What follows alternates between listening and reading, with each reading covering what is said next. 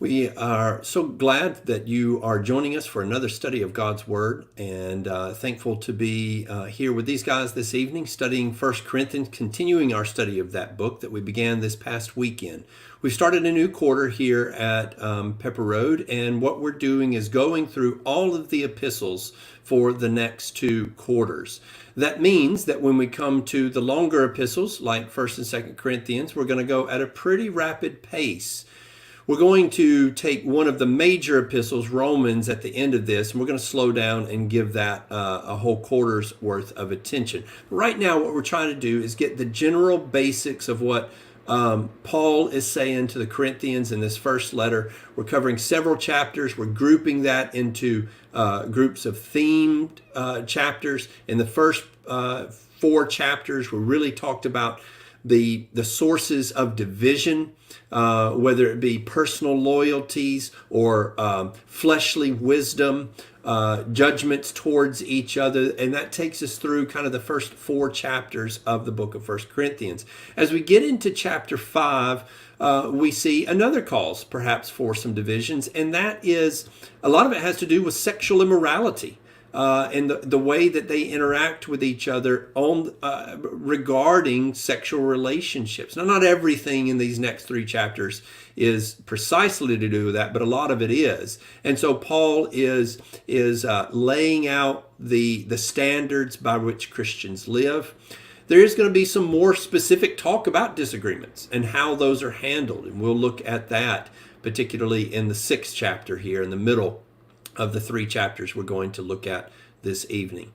And so we invite you to study along with us, to open up your Bibles. We're beginning in 1 Corinthians chapter 5, and I hope that you'll join along with us. We have 3 of our members here from Pepper Road, Brent Horn and Garrett Horn, father and son, pair with us tonight, and then Brad Collins, who, if you watched our last class in the book of Acts, taught us through that, and we're glad to have all 3 of these guys here with us to walk through these 3 chapters. So let's open up to chapter 5. And as we open up that chapter, what's happening is there is immorality, and it's immorality, he says, of a sort that is not even named among the Gentiles. The idea is not, of course, that it's never happened among the Gentiles, but that even Gentiles recognize that this is really awful. And yet it's going on in the church there in Corinth. And in his rebuke of the way that they've handled that so far, he talks about their attitude, their arrogance. And here their arrogance on one side, and then on the other side, here's how you ought to have reacted to that. And so, Brad, what is it that they're arrogant about, and then what is how should they respond instead? Well, as we read verse 1 here, he talks about the sexual immorality that you had mentioned. And in verse 2, he says, and you're puffed up and have not rather mourned that he who has done this thing might be taken away from you. So there is this, it's hard to say exactly what their motive was. Maybe there was some misguided sense of mercy that, yes, they might have admitted this fellow was doing wrong, but they don't want to come down too harshly on him, whereas Paul says, oh no, you need to demonstrate some humility here, and not only mourn, but even separate yourselves from these from somebody who's practicing this sort of thing. And it might be a little strange to think, well, no, wait a second, to cast somebody out of your midst because they refuse to repent of a certain sin, that doesn't sound like the kind of thing that's very humble. Oh, it takes great humility actually to go through with this, because this is a very hard thing to have to cut off ties with one of your beloved brethren who is caught up in a sin. And so it's a humility in which I am submitting to God's instructions, to the instructions that Paul gives here. And I say, well, God knows better how to handle this, even though this is going to be a very painful thing for all of us to go through. Yeah, and so that idea of turning on its head what the world would take away, that the very action the world would say is arrogant, Paul says is humility. The very action the world would say is humility, Paul says that's where the arrogance is. And again, it has to do with our positioning towards God more. And so much of arrogance and humility has more to do with our positioning before God, I think, than before people. And that needs to be our first consideration. Where's our pride and humility before God? And in fact, Paul talks about boasting, and anytime he boasts, it's towards other people based on God, right? Based on his relationship with God. If there's any boasting, it's pointed that direction. And so anyway, yeah, good explanation of that. Now he does talk about casting him out, as you mentioned there. And in that casting out, Paul does something that he does very frequently, and very frequently in the book of 1st and 2nd Corinthians. And he goes back and he draws on an Old Testament illustration that sort of helps us think through that idea of casting out. And I forgot here, Brent or Garrett, which one did I give that question to? I've got it. Okay, all right, Garrett. So talk to us about that Old Testament illustration there. Yeah, so Paul uses the example of the Passover, specifically in Exodus chapter 12. Here in verse 6, Paul says, a little leaven leavens a whole lump. So a little bit of wickedness leavens a whole lump. And he calls us back to Exodus chapter 12, verse 15, where they were to get rid of all of the leavened bread in their house and eat unleavened bread for the next 7 days. And his argument here is, as he says in verse 7, he says, Christ is our Passover lamb. So our Passover lamb has been sacrificed. So let's cast out the leaven of malice and evil and take part in the unleavened bread of sincerity and truth. So we've had our sacrifice. Christ has been sacrificed for us. Let's get rid of the old ways, the leaven of malice and evil, and live in the way that God would have us to. Yeah. And you might say, he's making that illustration. And as we look back at that, what an extreme illustration. Get it all out. And so one of the things that we need to realize as we're walking through this, there is certainly an element that is focused on the brother who's sinning and what we hope for him. But there's an element that says no matter what happens with him, that we've got to be focused on what this is doing to the church as well. And so this illustration is not about what's happening to the brother. This is about what not doing this is going to do to the church. Anyway, very well described there, that illustration. Now, Brent, as we go through, Paul talks about what this should look like. And maybe gives us some element, not in every case, but gives us some element of maybe what going through a process like this should look like. And so what clues, what help does Paul give us here in understanding how we go about sort of practicing when we must this sort of withdrawal? Okay, so maybe I got your question a little bit off, so excuse me if I don't completely answer your question. But anyway, what he's describing is church discipline, or the process of withdrawal, and it is to be someone who has turned back to the world, somebody who is involved, whether it be in sexual immorality, or whether they're an idolater or swindler, a drunkard, any of those things that are listed on down toward the end of this chapter, and really just any sort of turning back to the world, turning away from our Lord and back to the Lord, to the world, that would be cause for the withdrawal. And the withdrawal would be, to separate yourself from such a one, even to the point of not eating with someone like that, sharing a meal, which is a sign of fellowship. We no longer have that bond with someone who has left the church and turned back to the world. And we need to, as you said just a minute ago, we need to be concerned about their soul and encourage them, just as we would even a child. There's consequences for what they've done. They need to feel that separation, and hopefully pull them back. and also as a means of keeping purity in the church. And as we look at the way that the church reacts to that, what you're describing is the kind of person that this action needs to be taken against. There is the element of figuring out whether they are that kind of person. In this case, it seems to be, there's no question that this man is openly living in this way. And so in this particular case, Paul says, what else needs to be done? When I hear about a situation like this, there is no question. And so one of the reasons I asked this question about the process is sometimes I think that we think of this as if we need to go through some sort of minutia. And Paul says, if this is what's happening, what is the question? We move forward. And there are going to be moments like that. There's going to be times like that where somebody is living in open rebellion and is unrepentant and they just don't care.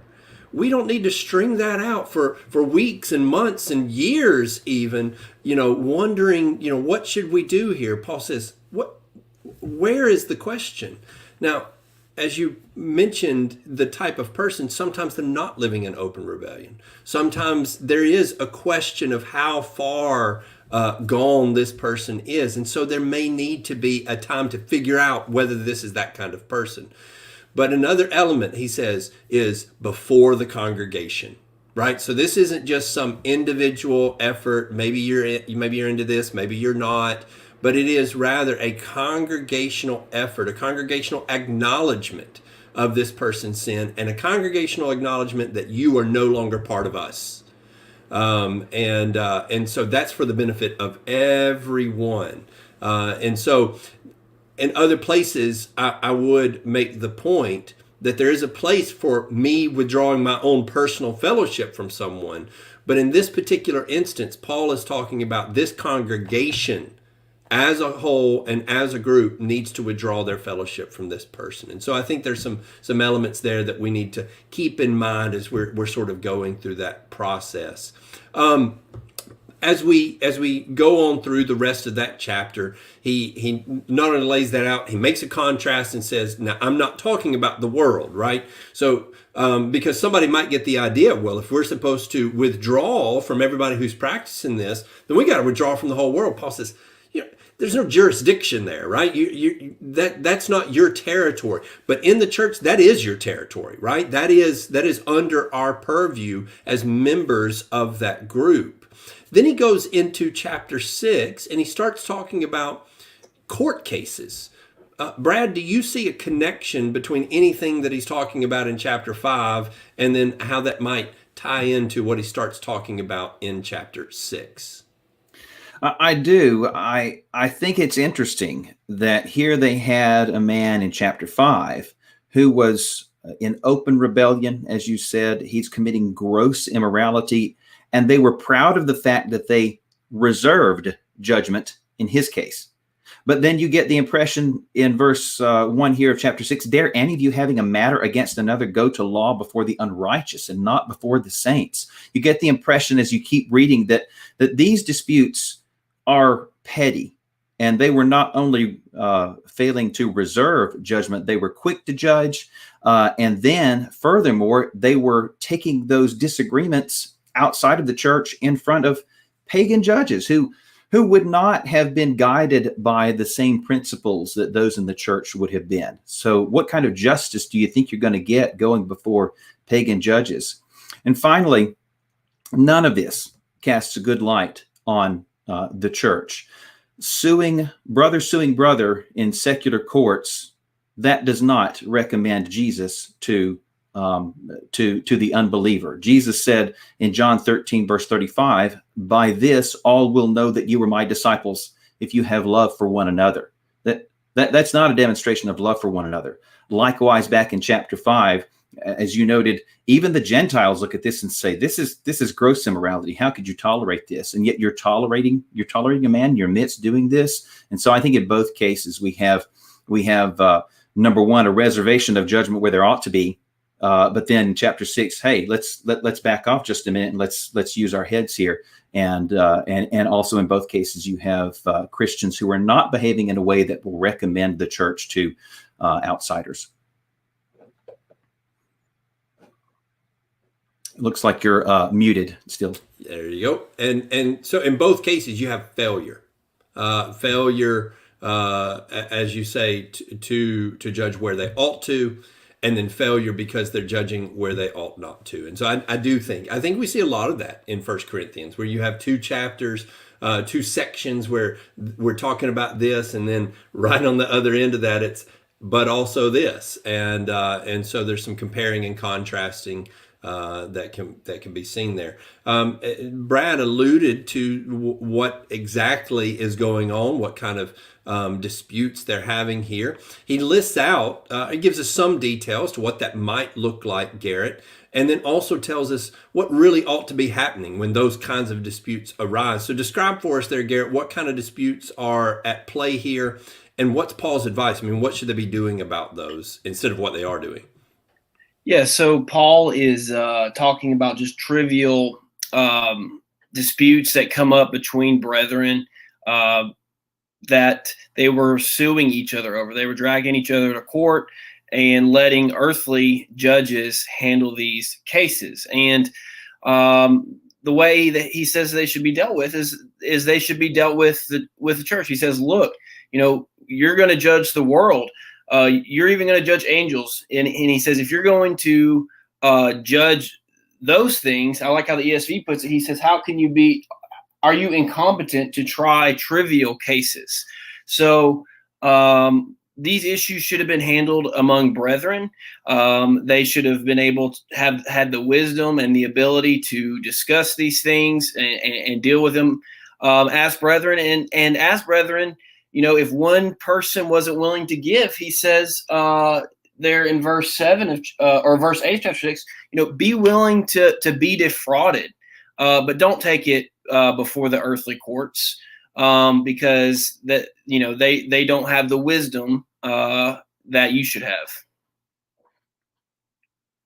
Yeah, and so when they do, they're airing their dirty laundry, right? It's the sort of thing that if you are, for instance, having a fuss at your house, and then you go and tell other people about the arguments that you and your wife are having, she's not going to be very pleased about that. That needs to be handled in-house. And so you don't tell about the arguments that are going on in your house unless, of course, you're a preacher and they make good illustrations, and that may occasionally happen. But generally speaking, you want to handle that at home and not take that outside of that realm. And it shows a failure. And particularly here it shows a failure because it's worse than when it comes outside the home. We're very limited inside of our home how much wisdom we have. And so there might be good reason to at least go talk to some wiser counsel. But within the church, there should be some of the wisest counsel we know. And what's really an indictment is when we go outside and say, I think this judge, this unrighteous judge, is more wise than God's people. And so, yeah, absolutely. You'd be much better, as you mentioned, being defrauded. And I love that dig there. What translation? I didn't catch. I didn't remember what translation you said. The incompetence. I thought The that was ESV. good. Yeah, the ESV. Are you incompetent? And I think that's a pretty sharp jab there, telling them that they ought to have the wisdom, the means to be able to adjudicate these sorts of cases. Now we come into chapter 6 and verse 9, and he lists out, and this is maybe a well-known part of 1 Corinthians. It's a list of immoralities. Such were some of you. It kind of gets plucked out of its context most of the time when it's quoted. But as we're reading down through, what does it have to do with what Paul has already been talking about? And maybe we'll go on to talk about, Brent. Well, to piggyback on really what Garrett and Brad have already said, they were unwilling to judge the wrong that was within the group, but were willing to carry their disagreements before those who were not even qualified to be judges. And he says, these people, they are like this. You used to be like that, but you're not. But the point being is that the unrighteous should not be judging those who have been washed, who've been sanctified, who've been justified. That's what I saw in it, is just a description of the type of judges they would be going before, and those that they should be going before. Absolutely. I think that the idea is, here you've cleaned your life up, and you're going to go back to people who are living that way and say, help us. What sense does that make? You've come out from that. Now, I know we use this in a lot of times to sort of just make a list of ungodliness, but I think it's helpful to understand that what he's saying, because sometimes, like, there's one element here, and I think it's a helpful element for us to just see, here's what the Corinthians used to be. But Paul is not just saying, you all used to be this way, and now you're not. That is an encouraging message, but his point, in fact, is not, in context, is not very encouraging, because it's, why would you go back and ask advice of those people? You ran away from that lifestyle. They're not going to be good judges for you. You should be looking for the other people who ran away from that to help you with those disputes. And so, yes, come out from the world, and you already have come out from the world, and so you should act like you're people who ran away from that. Well, looking on then, picking up in verse 12, after that list of sexual immorality, of immorality in general that they were involved with, Paul points particularly towards sexual immorality.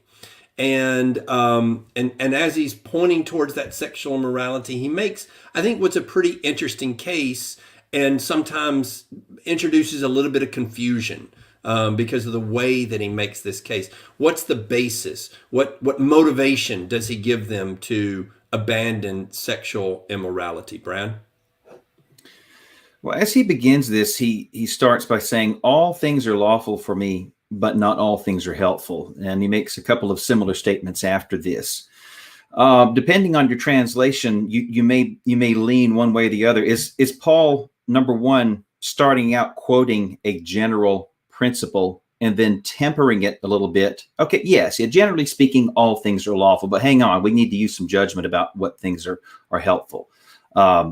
Yes, of course, you're allowed to enjoy whatever food that you want, but God's going to destroy both of those things, so let's keep some things in perspective. Or it may be that the Corinthians had used some of these arguments in trying to rationalize what Paul's about to rebuke, and of course that's some sexual immorality. You get to this part in the book, and it's not really any wonder why they might have been going soft on that fellow back in the last chapter, right? Regardless, the case that he makes, he starts out in verse 13 by saying, essentially, there is never any time or any place or any circumstance in which sexual immorality is okay. He says the body is not for sexual immorality, but for the Lord, and the Lord for the body. In other words, Jesus owns me, and he bought me with the price of his own blood, later on in verse 20. Well, now he grants me certain liberties. He sets me free from sin. And I suppose it's possible that part of what's motivating the Corinthians is they had read the letter that Paul sent to the churches, carried to the churches, I should say, that was written in Acts chapter 15 to sort of clear up the circumcision business. But even in that letter, they were very clear. Look, sexual immorality and things offered to idols, you got to stay away from that. That's not something that has gone away with the law of Moses. Well, second, he reminds us that if we're Christians, verse 15, we are members of Christ's body. And verse 17, we are one spirit with him. And then he quotes, he introduces marriage language here by quoting Genesis chapter 2, verse 24. Reminding us that when a husband and wife come together, we're joining bodies, as it were. We're becoming one flesh.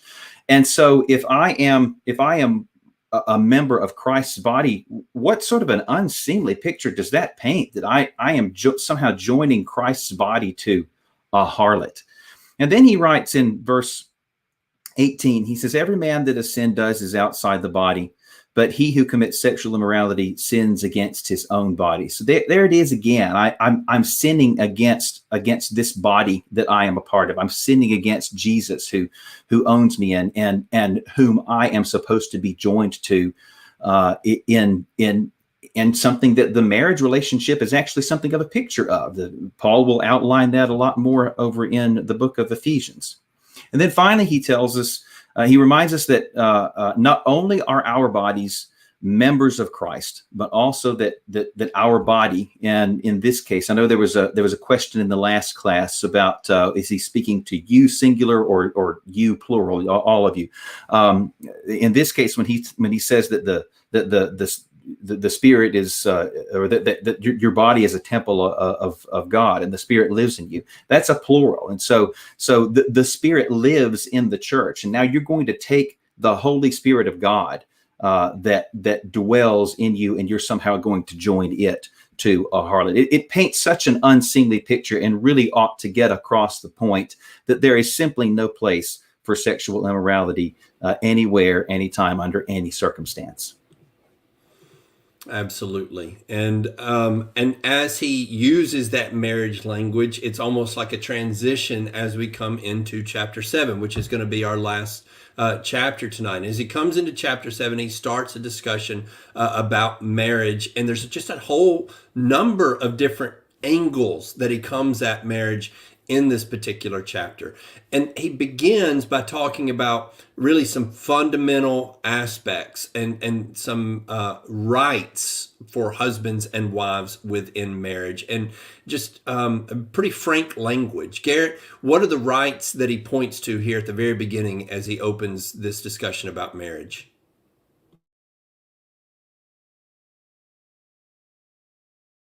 Garrett, you're muted. Sorry no, about you're that. not. All right, sorry about that. So he talks about the sexual rights and responsibilities that husbands and wives have to each other. It seems like maybe the Corinthians had asked him a question in verse 1. It says, "Now concerning the matter which you wrote, it is good for a man not to have sexual relations with a woman." He kind of clarifies this. He said, because of temptation, a man can have one wife, a wife can have one husband, and their bodies belong to one another. They should not withhold themselves from each other. And if they do, it should only be for a limited time so that Satan does not tempt them with other sexual immorality. So it just goes through very basic and very straightforward responsibilities that husbands and wives have for each other. Yeah, and as he does that, I think it's interesting. So he starts out basically saying you own each other. And then from there, he moves into a discussion of singleness. And I don't think that those two are disconnected. You see, he's talking about how much responsibility there is in a marriage. And then he moves into a discussion of singleness. And Brent, when he talks about singleness, he speaks of it favorably. But what is the value of singleness in this particular context? Okay, so in verse 8, he kind of gives the idea. But I say to the unmarried and to widows, that is good for them if they remain even as I. Paul being single, not being married. He says it's good for those who are unmarried and widows to remain that way. But I would skip down to kind of the verse 32 through 35 to get some more clarification on it. There he says, but I want you to be free from concern. One who is unmarried is concerned about the things of the Lord, how he may please the Lord. But one who is married is concerned about the things of the world, how he may please his wife. And his interests are divided. So what his point is that if you're married, you've got not only the Lord to be concerned with, but also your spouse, your husband or your wife. But if you're unmarried, you can devote yourself entirely to the service of the Lord and not be concerned about any other distractions or demands on your time. Yeah, and so we see that connection now. All right, so he says, here's what marriage is going to require, and so here's the value of singleness. Incidentally, that's very different from what the world says the value of singleness is. The world says you can have yourself to yourself, you can do whatever you want to do, freedom. Paul says, no, you can devote more time to God. That's the value. And I think as we look at singleness from a biblical perspective, God from the very beginning says it's not good. And Paul says it is good only if you're using it this way. And so in and of itself, he doesn't say singleness is just this wonderful thing. He says singleness can be. Anything is that way, I think. Anything that you have that you use in a devotion to God can be good in that sense. So even suffering, for instance, can be good if it is used to serve God. And Paul would talk about that in 2 Corinthians chapter 12 that we'll look at in the next epistle. But so that's the kind of terminology Paul is using here. It's not that singleness all of a sudden has become more valuable than marriage, but there is a certain way in which it's valuable. And if it's used for selfishness, then that's no good. In fact, in many ways, if you've got tinges of selfishness, there's a sense in which you may need to be married, right? You may need to learn those lessons. But as we continue to move forward through this text that we're talking about marriage from all of these different angles, in verses 10 through 15, he starts talking about marriages. And again, remember now we're talking about it's valuable to be single. Then he's talking about marriages to unbelievers. So the context, here's what it's going to require if you're married. So it might be better to be single. Now I'm going to talk about marriages to unbelievers, marriages where there's going to be tension and difficulty. Now we're not just talking about the general responsibilities of marriage, but those responsibilities when they get very difficult because your loyalties are divided. When I'm devoted to my wife, I'm not having to choose between her and God. She's a believer. But what happens when you have to choose between God and an unbeliever? So that adds even more to that notion of the value of singleness. But as we go down from 10 to 15, there's some instructions that he gives in those circumstances. And it's kind of important to note all of those and to keep them all together so we don't pluck one of those out of its context and sort of get the wrong idea as to what Paul thinks about that. Brad, can you walk us through those instructions? Yes, in verse 10, he starts out by saying a wife is not to depart from her husband. And then he goes on and says, but if she does depart, he gives two options. Let her remain unmarried, there in verse 11, or let her be reconciled to her husband. Now, I want to pause there for just a minute because some people will take this instruction here and say, well, Paul says that she shouldn't depart, but then he basically says it's okay just so long as she remains unmarried. That is not at all what he is saying here. And I might liken it to a similar circumstance. I might say you should not get drunk. But if you get drunk, certainly don't get behind the wheel. Now, am I in any way saying, well, it was in the end, it's okay if you got drunk? No, it was wrong to get drunk in the first place, but you're just going to make it worse if you get behind the wheel. And so Paul is doing the same thing here. If a woman, a faithful woman is married to an unbeliever, he's saying, no, you can't just up and depart. If you have made the mistake of already departing, you can't just go marry somebody else. In fact, it would really be better if you'd be reconciled to your husband. But he doesn't just aim this instruction at wives. The latter part of verse 11, and a husband is not to divorce his wife. So again, if you have a faithful man who's married to an unbelieving wife, he is to remain married to her. And he even goes on to say, if a brother, in verse 12, has a wife that does not believe and she's willing to live with him, let him not divorce her. And a woman who has a husband who does not believe, if he is willing to live with her, let her not divorce him.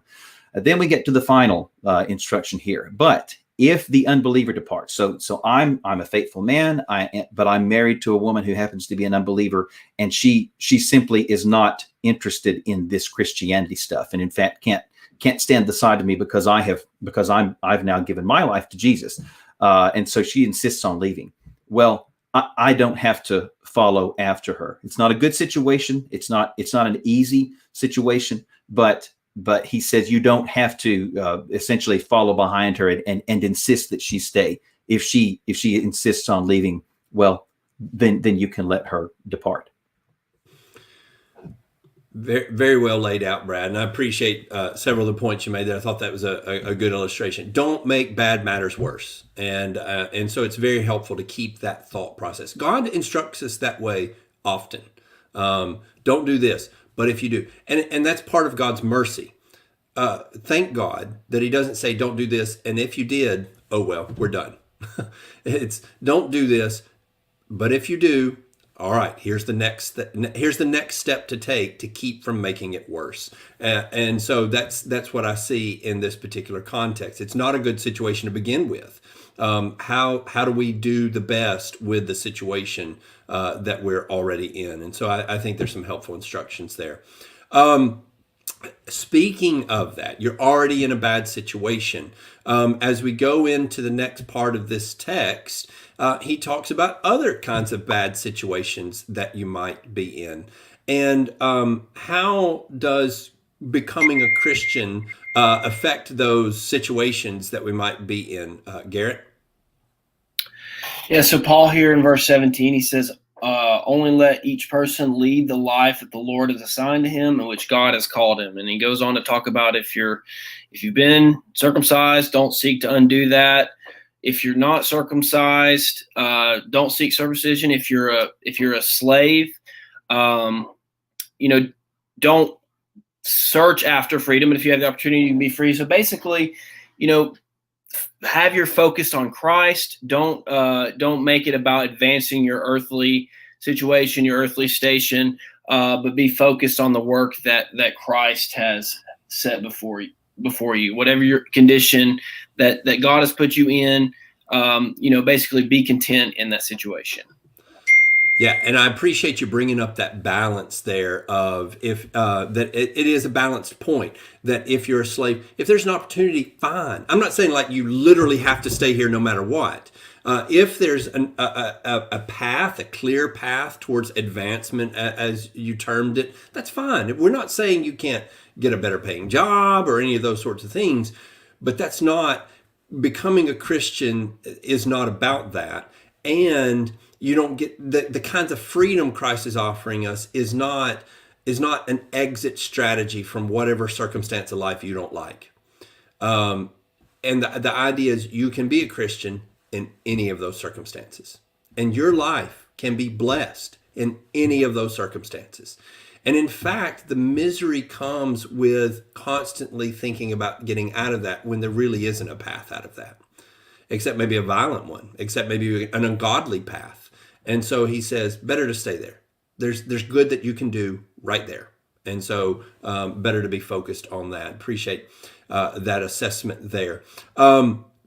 He goes on in verse 29 to say, I think some very helpful things. I think there's a lot of application for this. But it is also strange language, especially when he starts out talking about being married. So we're back in our marriage discussion, that those who are married as though they are not married. And essentially he walks through saying that our attachment to these things should not be the same as other people. And so, Brent, how do you see that applying in maybe some other ways to us today? Go there. Okay. So yes, he uses some odd illustrations as those who weep as those who did not weep, those who rejoice as those who did not rejoice. I think that he starts it off in verse 29, but this I say, brethren, the time has been shortened. We don't need to focus our lives on whether it be our station in life or whether it be whether we're married or unmarried, whether we are having happy times or sad times. We need to keep our focus on the fact that this life is short, and there is going to come a time when none of that's going to matter. It's not going to matter to any extent at all. Our concentration should not be on our earthly gains, but on eternal matters. We need to keep that perspective of where things are going. All of us, whether married or not, whether weeping or rejoicing, should live with a view of eternity. And so that could be in our lives now. It could be whether or not we are rich or poor, whether we are healthy or unhealthy, whether we are married or unmarried. The bottom line is keep your focus on what's important, and that is in your service to the Lord and on eternity. Yeah, I think we don't live in extremes. We're not riding the emotional roller coaster with the rest of the world, and so it's going to look like we're a little detached. It's going to look like we don't react the same way as the world. That's right. Because as you said, we got perspective. We're not desperate to set things right in every case here. We are looking for a greater dwelling than this. And so anyway, I appreciate that's some good application there. There are a couple of verses here, one right before that section we just looked at, and then at the end of this chapter, Paul uses the word opinion, and at the end, and in verse 28, he says the language, if a virgin marries, she has not sinned, but I am trying to say. So here he's making pretty strong arguments about what they ought to do, and at the end he's talking about his opinion. What do we do with that kind of language from the Bible, Brad? Well, okay, so I think first we recognize exactly what he has admitted here. He said up in, I think it's verse 25, he said, I don't have a commandment from the Lord about this. This is his judgment. But following very quickly on the heels of that, that does not mean that we should just, well, okay, that's nice, Paul.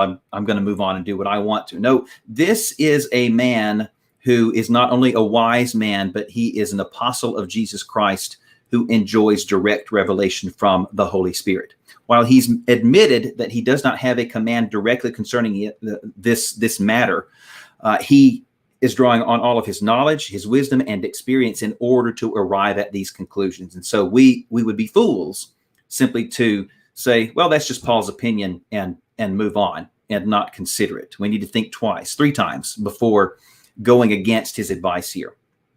And then finally, I think something that does color all of this is the fact that he mentions this present distress. The advice that he's giving here does have a certain context. It does not seem to be general in nature, but rather when he advises them as to you might want to consider remaining single, does seem to be in the context of the present distress. It's not wrong to wed if there is a war going on, or if there's a famine, or if there's some sort of persecution.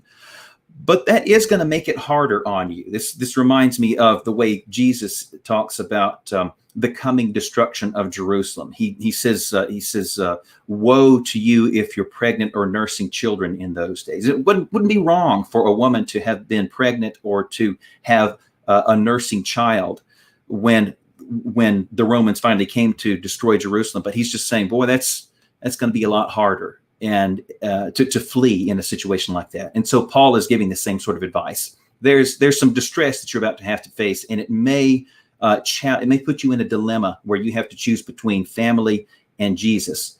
If you're single, you don't have to make that choice. You just have to choose between your own life and Jesus. And while that's still a hard choice, it's orders of magnitude easier than choosing between your wife and Jesus, or the lives of your children and Jesus.